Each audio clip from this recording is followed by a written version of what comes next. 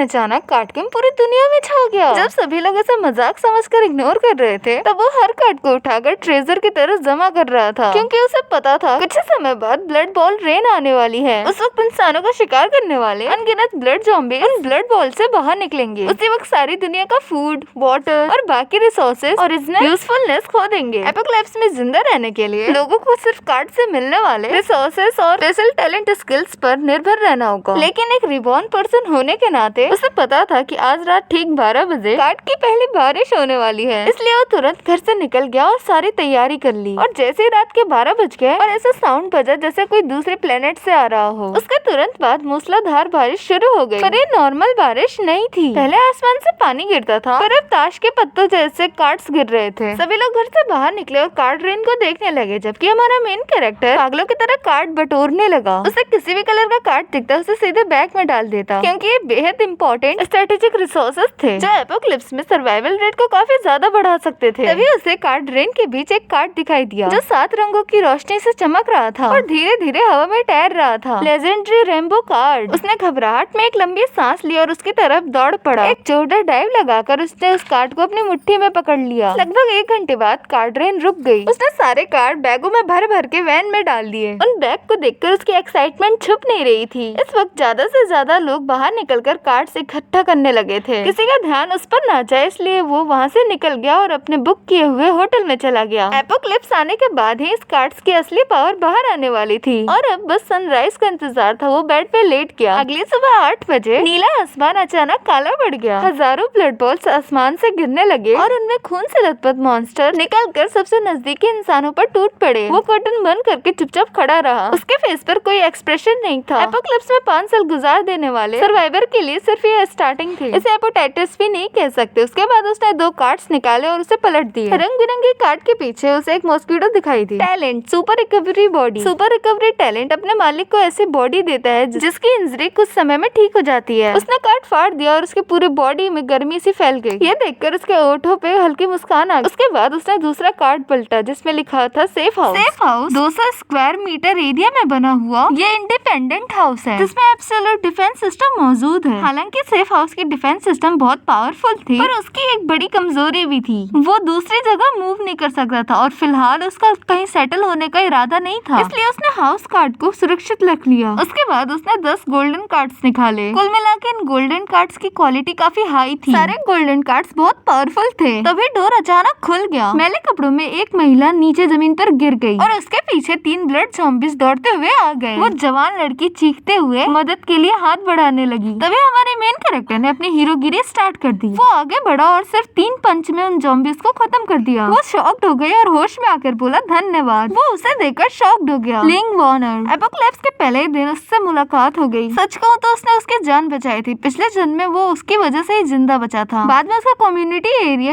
Zombie द्वारा destroy हो गया। फिर वो उससे कभी नहीं मिल पाया। तभी लिन वॉर्नर ने शॉक्ड होकर पूछा क्या तुम मुझे जानते हो? तुम तो एक बड़ी स्टार हो, तुम्हें कैसे नहीं जानूंगा? उसका टेंशन थोड़ा कम हो गया। वो पूछती है कि क्या तुम बता सकते हो कि ये सब क्या चल रहा है? फिर उसने डिटेल में सब समझाया। फिर टॉपिक बदलते हुए माउंटेन बैग की तरफ इशारा किया। यहाँ पे 10-20 हजार कार्ड्स हैं। अगर मैं अकेले ही इसे सॉल्व करूंगा तो बहुत समय बर्बाद हो जाएगा और मुझे हेल्पर की जरूरत है। क्या तुम मेरी हेल्पर बनोगी? तुम्हारा बस ये काम है कि तुम्हें कार्ड्स को उनकी कैटेगरी के हिसाब से सॉल्व करके रखना होगा और बदले में मैं तुम्हारी सेफ्टी और डेली नीड्स की जिम्मेदारी लूंगा। बाहर का एनवायरनमेंट बहुत डेंजरस था और हर जगह ज़ॉम्बीज घूम रहे थे। उसके साथ रहना निश्चित रूप से काफी सेफ था, इसलिए उसने तुरंत सिर हिलाकर हामी भर दी। फिर उसने सारे माउंटेन बैग्स ओपन करके सारे कार्ड बाहर निकाल दिए। फिर उसको अलग अलग कैटेगरी में सॉल्व करने लगा। कुछ देर बाद मिनरल वाटर की बोतल लेने के बाद वो कुछ देर बुदबुदाई। ये कितना अजीब, इतना पानी पीने के बाद भी प्यास नहीं बुझ रही है। उसने बेड पे रखे व्हाइट कार्ड पर इशारा किया। अब सब कुछ कार्ड से मिलेगा, वाटर कार्ड ढूंढो और उसे यूज करो। अगले पल उसने वाटर कार्ड निकाला और उसे तुरंत फाड़ दिया। तुरंत उसके हाथ में एक छोटी सी वाटर बोतल प्रकट हो गई। ये कितना अमेजिंग है, वो हैरानी से बोली और एक ही सांस में पूरा बोतल गटक गई। दोपहर के करीब 12 बजे तक पूरी सड़क शांत थी। तभी अचानक वहाँ पर इंसानों की टीम दिखाई दी। उनके पीछे 10 से ज्यादा यंग मैन और वुमेन चल रहे थे और उनके पास वेपन्स थे। जैसे आसपास के ज़ॉम्बीज ने उन्हें देखा, वो गरज कर उनकी तरफ आगे बढ़ गए। पर उस टीम की कॉम्बैट पावर बेहद जबरदस्त थी। दर्जनों ब्लड ज़ॉम्बीज उनके करीब पहुंचने से पहले ही काट दिए गए। उधर ज़ॉम्बीज गिरे ही थे। इधर विंडो के पास खड़ी ये लड़की एक्साइटमेंट में चिल्ला उठी, वाह ये लोग कितने पावरफुल है, प्लीज हेल्प, हम यहाँ हैं। फिर हमारा मेन कैरेक्टर उसे भौहें सिकोड़ के देखने लगा। वो कुछ करता उससे पहले ही सारी टीम टीम की नजर एक साथ उसकी तरफ पड़ चुकी थी। फिर वो लोग होटल के अंदर घुस गए। तभी उनका मेन आदमी बोलता है, लिन वार्नर, मैं आपका सबसे बड़ा फैन हूँ और मैंने कभी नहीं सोचा था कि इस बिजनेस ट्रिप के दौरान आपसे मुलाकात हो जाएगी। फिर वो लड़की बोलती है, नमस्ते, आप लोग कहाँ जाने वाले हैं? जोवेन ने तुरंत जवाब दिया, ब्लड ज़ॉम्बीज़ का शिकार करने और वो कार्ड्स इकट्ठे करने। उन ब्लड ज़ॉम्बीज़ के अंदर कार्ड्स होते हैं। अगर लक अच्छा रहा और कोई ब्लू स्किल कार्ड मिल गया तो सर्वाइवल चांस काफी बढ़ जाएगा। मिस लिन, क्या आप हमारे साथ चलना चाहेंगी? हम बहुत स्ट्रॉन्ग है, जरूरत नहीं है, हम खुद की सुरक्षा खुद कर सकते हैं। चलो यहाँ से चलते हैं। फिर वो लोग मुड़ के वहाँ से जाने लगे। फिर जोवेन की नजर उस पे पड़ी और वो बोला, भाई जरा रुकिए, पता नहीं कल रात आपको कार्ड्स मिले या नहीं। मिले पर कुछ ही है। उसने अपने पॉकेट से दर्जन भर कार्ड्स निकाल लिए। ये देख सभी की आंखें बाहर निकल आईं। जोवेन ने उसे लालच भरी नजरों से देखा और गला सोखते हुए बोला, लगता है एक बड़ी मछली हाथ लगी है। फिर उसका चेहरा बदल गया और उसकी आंखों में लालच भर गया। तुम इतने सारे कार्ड्स का क्या करोगे? तुम हमें दे दो, हम संभाल के रखेंगे। फिर वो मुस्कुराया और बोला, क्या तुम अंदाजा लगा सकते हो कि मैं इतने सारे सिल्वर कार्ड अपने पास क्यों रखा हूँ और खुद इस्तेमाल क्यों नहीं कर रहा? क्या मतलब है तुम्हारा? वो जोवेन ने सावधानी से पूछा। उसने अपनी मुट्ठी बांधी और बोला कि इसका मतलब ये कि तुम सभी के सभी अभी मरने वाले हो। क्या कुछ भी, इतने सारे लोग हैं। वो अपनी बातें पूरी भी नहीं कर पाया था तभी उसकी आंखों के सामने अंधेरा छा गया था। अगले ही पल वो जमीन पर बेहोश होकर गिर पड़ा। वहाँ सभी लोग खड़े शॉक्ड हो गए थे। उसने एक ही पंच में जोवेन का सर फोड़ दिया था, उसे बेहोश कर दिया था। बल्कि जोवेन के पास सिल्वर टैलेंट भी था। उसे पलट के जवाब देने का एक मौका तक नहीं मिला। उसके बाद उसने एक गोल्डन कार्ड निकाला, उसे फाड़ दिया। तुरंत उसके हाथ में एक डरावनी ब्लैक ब्लेड प्रकट हो गई जिससे ब्लैक ऑरा निकल रहा था। ये अच्छा मौका है ये देखने का मेरी ब्लेड कितनी शार्प है। रुको, हमने तुम्हारा क्या बिगाड़ा? हम तुमसे लड़ना नहीं चाहते, हम खुद यहाँ से चले जाते। पर उसने उनकी एक न सुनी, अपनी ब्लेड उठाई और उन सभी को काट दिया और तुरंत वहाँ पर चीख पुकार मच गई। उसके अटैक शुरू करने से लेकर एंड तक कुल 2 मिनट भी नहीं लगे। इस वक्त लिन वार्नर जमीन पे बिखरी बॉडी को देखकर खुद को रोक नहीं पाई और घुटनों के बल बैठकर जोर जोर से उल्टियाँ करने लगी। उसने सपने में भी नहीं सोचा था इतना जेंटलमैन दिखने वाला आदमी इतना निर्दयी और क्रूर हो सकता है। उल्टी खत्म हो जाए तो इन बॉडीज की तलाशी लेना मत भूलना। इतना कहकर उसने अपनी ब्लेड अपनी म्यान में डाली और ऊपर चला गया। लगभग 15 मिनट बाद लिन वार्नर बहुत सारे कार्ड्स लेकर ऊपर आई। उसकी आंखें लाल थी और वो लगभग रोते हुए बोली, सॉरी, मैं कभी भी आगे से बेवजह नहीं बोलूंगी। उसने हल्की मुस्कान के साथ माउंटेन बैग में भरे कार्ड की तरफ इशारा किया। काम जारी रखो, अगर मैं तुमसे नाराज होता तो मैं भी तुम्हें उनके साथ ही काट देता। हिपोक्लिप्स अभी अभी शुरू हुआ था, हर कोई उसकी तरह अपने को नहीं डाल सकता था। उन कुछ घंटों में कई सारी ह्यूमन टीम्स गुजरी पर पिछली घटना से लिन वार्नर ने चुप रहना सीख लिया था। अंधेरा होने वाला है, अब थोड़ा एक्सरसाइज करने का समय आ गया है। उसने बुदबुदाते हुए 5 सिल्वर कार्ड उसकी तरफ फेंक दिए। ये क्या है? उसने हैरानी से पूछा। बाहर हंटिंग के लिए जाने से पहले इन 5 कार्ड्स को इस्तेमाल करो। लिन वार्नर ने एक एक करके पलट कर देखा और पाया कि सभी कार्ड सपोर्टर स्किल्स थी। वो तुरंत समझ गई। अब समझी मैं, तुम इतने देर से सिल्वर कार्ड क्यों छाप रहे थे? तुम मुझे एक सपोर्टल पर्सन बनाना चाहते हो। वो हंस पड़ा और बोला, तुम में समझ नहीं है, सपोर्ट टाइप लोग सबसे वैल्यूएबल होते हैं। वो अपने साथियों को प्रोटेक्शन देते हैं और खुद की भी सेल्फ डिफेंस कर लेते हैं। अगर कोई दूसरी टीम ने तुम्हें पकड़ भी लिया तो वो तुम्हें आसानी से नहीं मारेंगे। अगर तुम्हें सपोर्टिव पर्सन बनना पसंद नहीं है तो मैं तुम्हारे लिए कॉम्बैट टैलेंट का सेट तैयार कर देता हूँ, फिर जाकर हैंड टू हैंड ज़ॉम्बीज़ से फाइट करना। लिन वार्नर ने जल्दी से नाम में सिर हिला दिया। ज़ॉम्बीज़ के सड़े हुए शरीर की बदबू ही उसके लिए काफी थी। उसको हल्की क्लीननेस ऑब्जेक्शन थी। वो सोच के असहज हो गई। उसने कार्ड्स को देखकर पूछा, अगर हम बाहर जाएंगे तो इन कार्ड्स का क्या होगा? उसने अपने हाथ में पकड़े गोल्डन कार्ड को हिलाया। ये सारे बैग्स हम अपने साथ ले जाएंगे अपने व्हीकल में। इतना कहकर उसने कार्ड फाड़ दिया और उसके सामने एक बड़ी सी व्हीकल आ गई। वो वैन अंदर से बहुत लग्जरियस थी और अंदर में पूरी ही रोशनी थी। लिन वार्नर अंदर बैठकर फिर से कार्ड को ठीक करने लगी। उसने पूछा, हम जा कहाँ रहे हैं? मेरी मानो तो हमारे पास इतने कार्ड्स है कि हम 1-2 साल आराम से गुजार लेंगे, तो फिर रिस्क लेने की क्या जरूरत है? किसी सुरक्षित जगह छिपके रहना सबसे अच्छा नहीं होगा। अगर आखिर तक ऐसे छुपे रहे तो आखिर में मौत तय है। हिपोक्लिप्स में लंबे समय तक जिंदा रहना है तो रिसोर्सेस लूटने होंगे और खुद को लगातार स्ट्रॉन्ग बनाना होगा। और तुम्हें पता है मैं रात में ही क्यों निकलता हूँ बाहर? वार्नर ने नाम में सिर हिलाया। रात में ब्लड ज़ॉम्बीज़ ज्यादा वायलेंट हो जाते हैं तो बेहतर क्वालिटीज के कार्ड ड्रॉ करते हैं। इसके अलावा रात में एक नया मॉन्स्टर भी निकलता है। नया मॉन्स्टर? ये सुनकर उसके जहन में डर दौड़ गया। Night demon. इसकी स्पीड बहुत तेज होती है, स्ट्रेंथ बहुत ज्यादा होती है, डिफेंस बहुत हाई होती है, बस इसकी आंखें नहीं देख सकती। बाकी इसका हर एल्टीट्यूड बहुत नेक्स्ट लेवल का होता है। नाइट डीमन का नाम सुनते ही लिन वार्नर का चेहरा पीला पड़ गया। अगर नाइट डीमन इतना खतरनाक है तो हम उसे ढूंढने क्यों जा रहे हैं? हाई रिस्क का मतलब हाई रिवॉर्ड होता है। सबसे खराब स्थिति में भी night demon silver card draw करता है और अगर लक अच्छा रहा तो हमें गोल्डन कार्ड या फिर रेम्बो कार्ड भी मिल सकती है। पर तुमने खुद ही कहा था ना वो बहुत पावरफुल होता है, उसे पूरी टीम भी नहीं हरा पाती। नाइट डीमन पावरफुल है पर मैं भी कमजोर नहीं हूँ। हम पहुँचने वाले हैं, तुम गाड़ी के अंदर ही रहना, बाहर मत निकलना। उस मैदान में दर्जनों ज़ॉम्बी लाशों को नोच कर खा रहे थे। उन ज़ॉम्बियों के बीच एक विशाल सा मॉन्स्टर था और उसका वेट 500 पाउंड से ज्यादा। वार्नर ने अपना मुंह ढक लिया और उसकी आंखें शॉक्ड से फैल गई और वो सोच भी नहीं सकती थी कि कोई इंसान मॉन्स्टर का सामना कैसे कर सकते हैं। तभी उसने गाड़ी की लाइट बंद कर दी, निकाला और व्हीकल के बाहर अपनी तलवार लेकर चला गया। डीमन को मारने के लिए उसके पास कई सारे तरीके थे। सबसे इजी तरीका एक राइफल से उसे हेडशॉट मारना था, पर वो अपनी असली स्ट्रेंथ चेक करना चाहता था। सबसे इम्पोर्टेंट बात ये थी कि क्लोज कॉम्बैट स्किल का रिवॉर्ड लॉन्ग रेंज स्किल से कई ज्यादा बेहतर था। ये बात पिछले जन्म में कई टेस्ट के बाद साबित हुई थी। जब हमारे बीच 20 मीटर का फासला था तो तब उन लोगों ने उसकी गंध महसूस कर ली। वो अपना ह्यूमन बीस्ट छोड़कर उसकी तरफ दौड़ पड़े।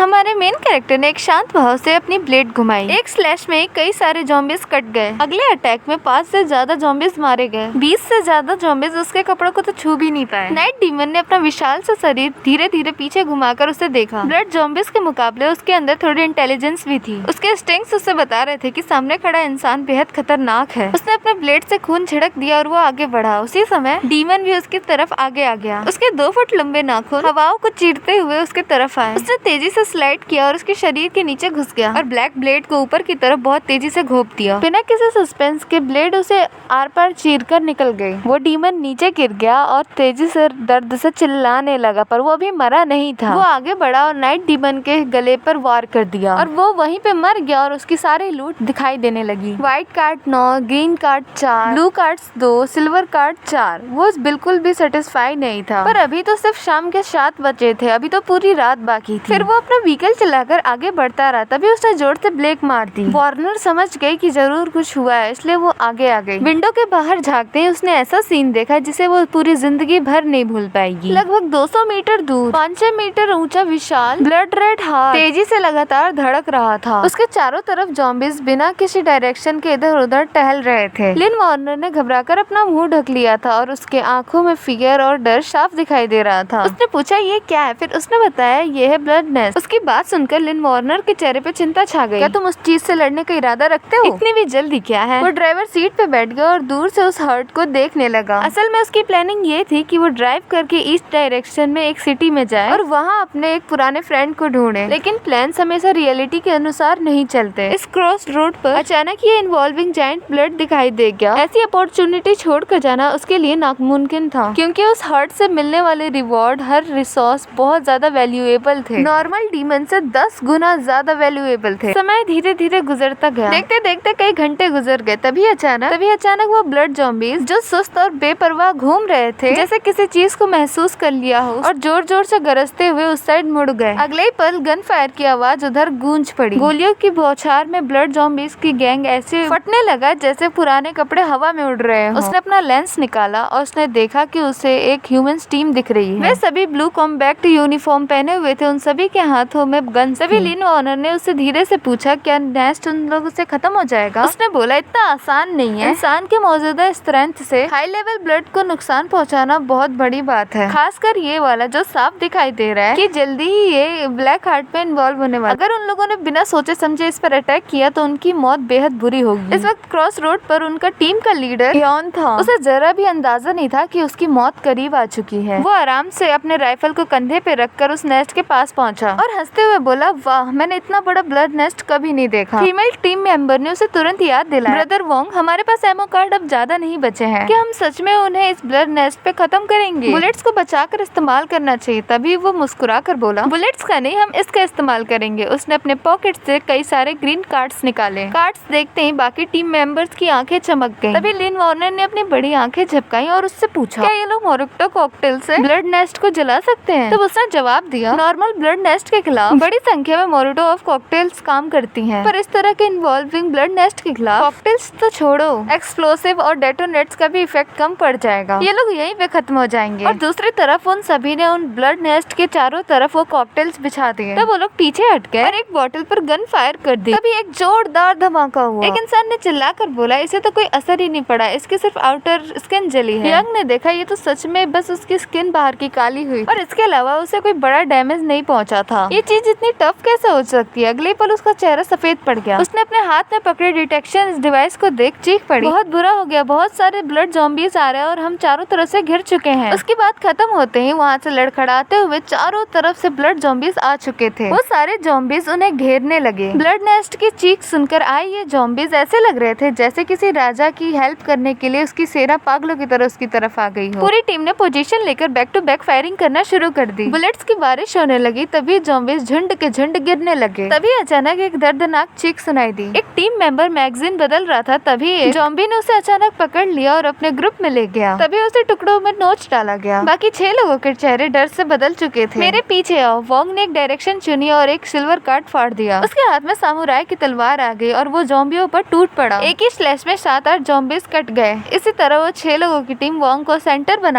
आगे बढ़ने लगे। ये सारी चीजें वो स्टार्टिंग से एंड तक देख रहा था। ये सब देखकर उसे हंसी भी आ रही थी और हैरानी भी, क्योंकि क्रॉस रोड पर 4 डायरेक्शन थी। वो लोग को कहीं भी भागना था, पर वो लोग सीधे ही उसकी तरफ आ रहे थे। लगता था कि उन लोगों ने उसे देख लिया है। उसने लिन वार्नर को देखा और बोला, सारे कार्ड्स छुपा दो, गेस्ट आ रहे हैं। उसकी टीम ने नेचुरली उस मोटर व्हीकल को देख लिया था। उनकी आंखों में एक्साइटमेंट चमक उठी। जल्दी दरवाजा खोलो, हमारी मदद करो। उसने उसे इशारा किया खोलने का।